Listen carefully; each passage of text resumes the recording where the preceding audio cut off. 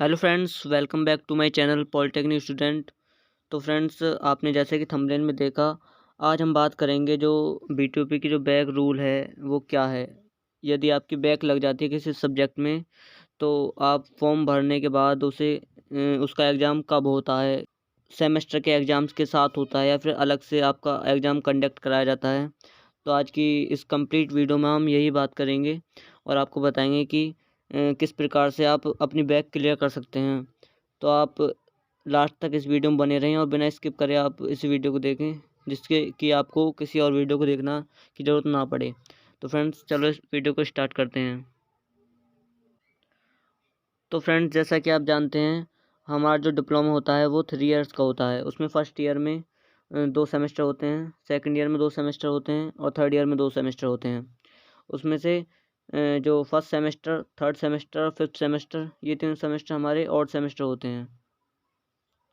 और जो second semester, fourth semester और सिक्स्थ सेमेस्टर जो होते हैं, ये हमारे इवन सेमेस्टर होते हैं।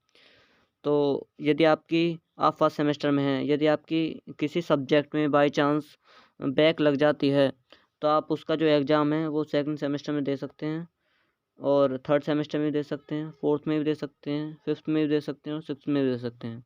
कहने का मतलब ये है कि यदि आपकी जो वो बैक है वो फर्स्ट सेमेस्टर में है या फिर थर्ड सेमेस्टर में है या फिर फिफ्थ सेमेस्टर में है, यानी कि ऑड सेमेस्टर में यदि आपकी बैक है, तो आप किसी भी सेमेस्टर में आप उसका एग्ज़ाम दे सकते हैं।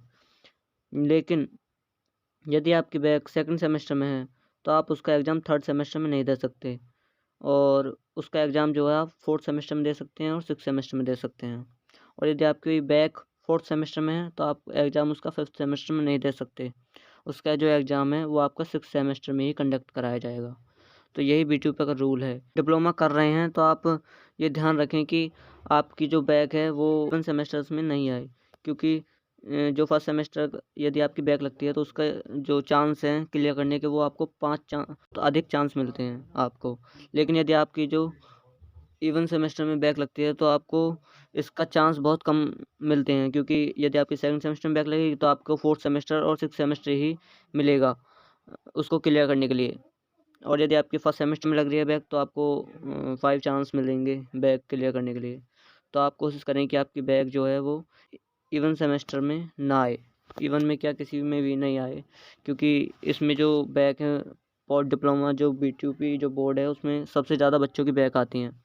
तो आप कोशिश करें कि आपकी बैक ना आए किसी भी सेमेस्टर में, क्योंकि बैक जो है वो हमारी जो मार्कशीट है उस पर बुरा इम्पैक्ट डालती हैं।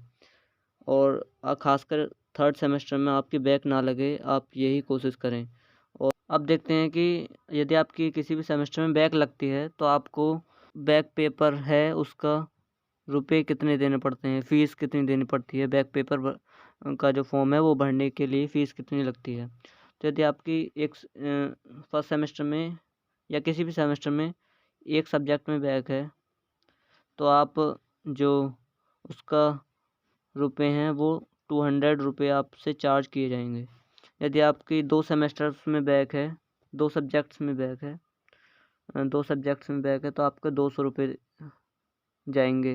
और यदि आपके 3 सब्जेक्ट में बैक है तो आपके 300 रुपये जाएंगे, यानी कि पर सब्जेक्ट 100 रुपये, लेकिन एक सब्जेक्ट के लिए 200 जाएंगे। और इसी प्रकार से आप इसमें फ़ीस दे के आप दोबारा अपना फॉर्म भर सकते हैं बैक का। तो यही था आज इसकी वीडियो में। और यदि आपको वीडियो अच्छी लगी हो तो लाइक करें और मेरे चैनल को सब्सक्राइब करें, क्योंकि आपके जो पॉलिटेक्निक से रिलेटेड इस पर इंफॉर्मेटिव वीडियोज आती रहती हैं। तो अगला वीडियो के लिए नोटिफिकेशन पाने के लिए आप बेल आइकन को ज़रूर दबा लें। Thank you for watching.